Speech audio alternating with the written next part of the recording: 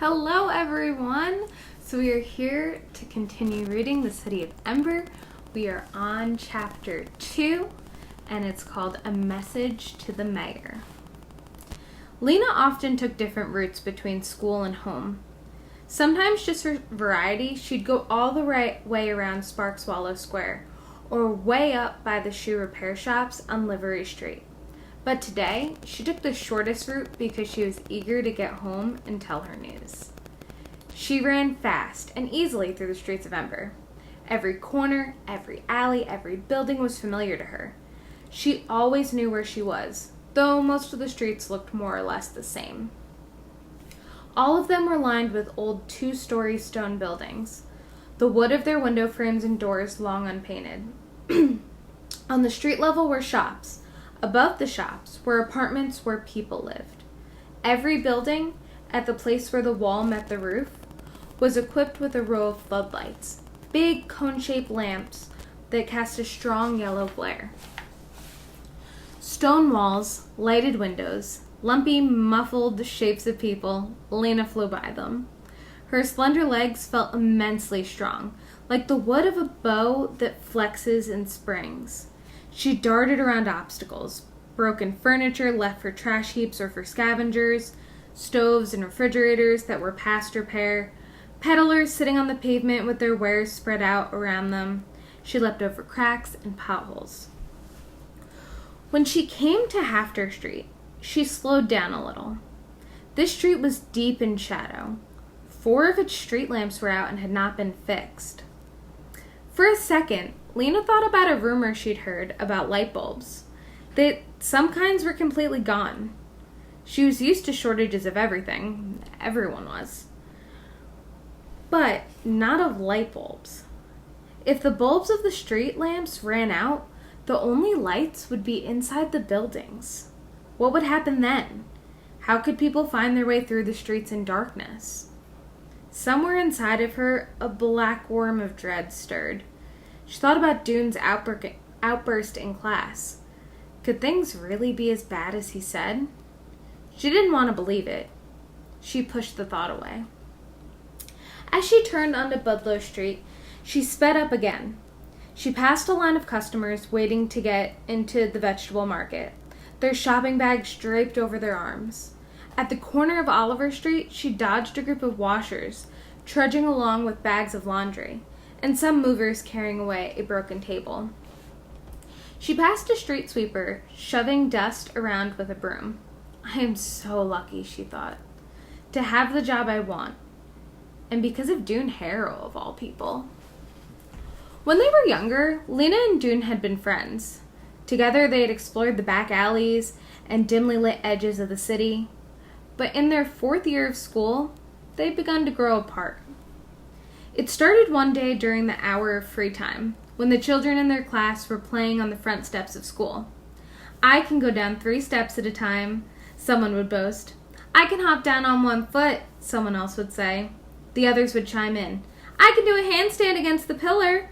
I can leapfrog over the trash can. As soon as one child did something, all the rest of them would do it too, to prove that they could. Lena could do it all. Even when the dares got wilder, she yelled out the wildest one of all. I can climb to the top of the light pole. For a second, everyone just stared at her.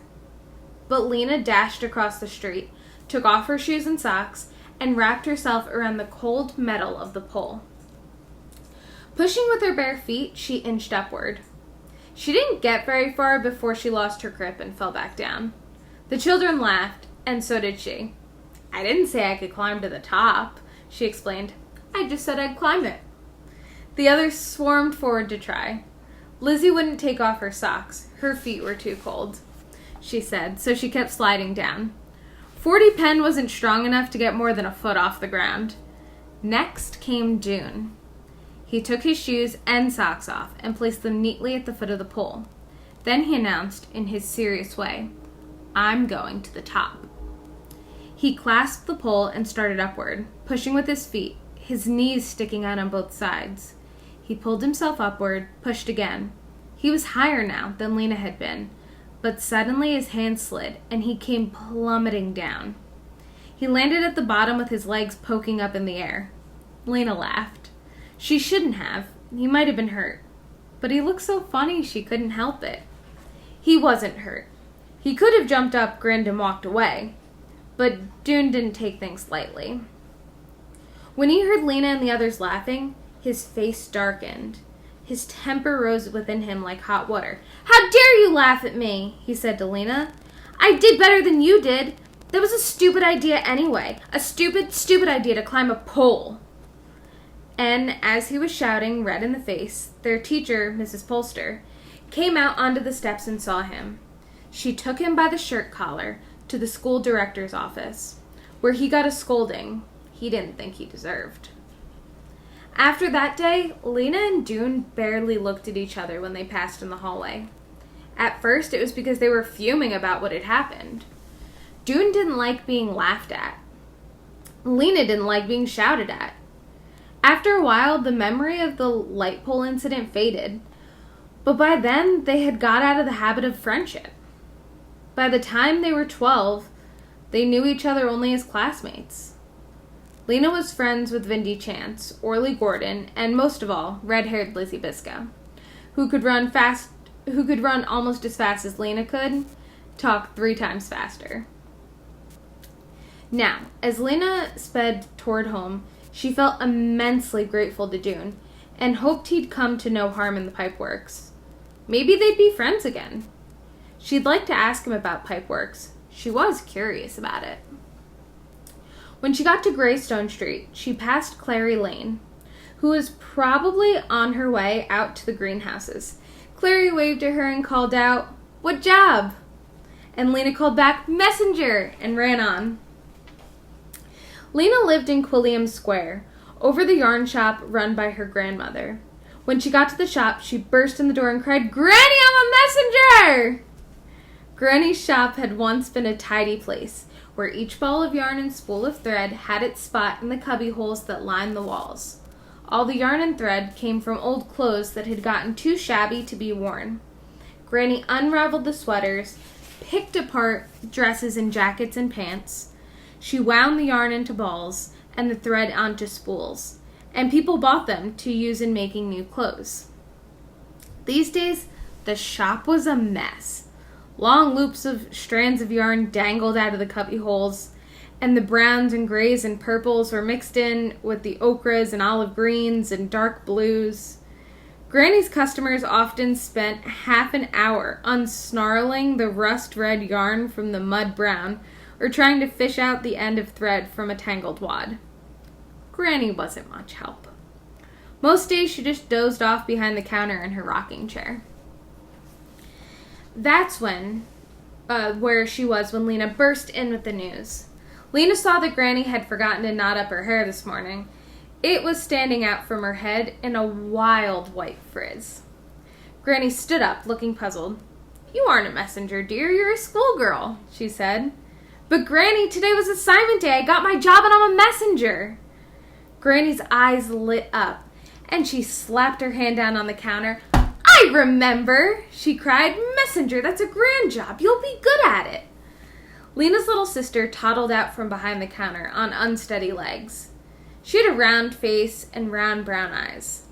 At the top of her head was a sprig of brown hair tied up with a scrap of red yarn. She grabbed onto Lena's knees. "Weena, Weena," she said. Lena bent over and took the child's hands. "Poppy, your big sister got a good job. Are you happy, Poppy? Are you proud of me?" Poppy said something that sounded like, "Happy, happy, happy." Lena laughed, hoisted her up, and danced with her around the shop. Lena loved her little sister so much that it was like an ache under her ribs. The baby and Granny were all the family she had now. 2 years ago, when the coughing sickness was raging through the city again, her father had died. Some months later, her mother, giving birth to Poppy, had died too. Lena missed her parents with an ache that was as strong as she felt for Poppy, only it was hollow instead of a full one. "When do you start?" asked Granny. "Tomorrow," said Lena. "I have to report to the messenger station at 8 o'clock. You'll be a famous messenger, said Granny, fast and famous. Taking Poppy with her, Lena went out of the shop and climbed up the stairs to their apartment. It was a small apartment, only 4 rooms, but there was enough stuff in it to fill 20. There were things that had belonged to Lena's parents, her grandparents, and even their grandparents. Old, broken, cracked, threadbare things that had been patched and repaired dozens or hundreds of times. People in Ember rarely threw anything away. They made the best possible use of what they had. In Lena's apartment, layers of worn rugs and carpets covered the floor, making it soft but uneven underfoot. Against one wall squatted a sagging couch with a round wooden balls for the leg, and on the couch were blankets and pillows, so many that you had to toss them on the floor before you could sit down. Against the opposite wall stood 2 wobbly tables that held a clutter of plates and bottles, cups and bowls, unmatching forks and spoons, little piles of scrap paper, bits of string wound up in untidy wads, and a few stubby pencils. There were 4 lamps, 2 tall ones that stood on the floor, and 2 short ones that stood on tables. And in uneven lines that near the ceiling were hooks that held coats and shawls, and nightgowns and sweaters, shelves that held pots and pans, jars with unreadable labels, and boxes of buttons and pins and tacks. There were no shelves. The walls had been decorated with things of beauty, a label from a can of peaches, a few dried yellow squash flowers, a strip of faded, but still pretty, purple cloth. They were drawings, too. Lena had done the drawings out of her imagination. They showed a city that looked somewhat like Ember, except the buildings were lighter and taller and had more windows. One of the drawings had fallen on the floor. Lena retrieved it and pinned it back up. She stood for a minute and looked at the pictures. Over and over, she'd drawn the same city. Sometimes she drew it as seen from afar. Sometimes she chose one of the buildings and drew it in detail. She put in stairways and street lamps and carts. Sometimes she tried to draw the people who lived in the city, though she wasn't good at drawing people. Their heads always came out too small, and their hands looked like spiders. One picture showed a scene in which the people of the city greeted her when she arrived, the first person they had ever seen to come from elsewhere. They argued with each other about who would be the first to invite her home. Lena could see this city so clearly. In her mind, she almost believed it was real. She knew it couldn't be, though. The book of the City of Ember, which all children studied in school, taught otherwise. The city of Ember was made for us long ago by the builders, the book said. It is the only light in a dark world. Beyond Ember, the darkness goes on forever, in all directions. Lena had been to the outer border of Ember. She had stood at the edge of the trash heaps and gazed into the darkness beyond the city, the unknown regions. No one had ever gone far into the unknown regions, or at least no one had gone far and returned. And no one had ever arrived in Ember from the unknown regions ever. As far as anyone knew, the darkness did go on forever. Still, Lena wanted the other city to exist.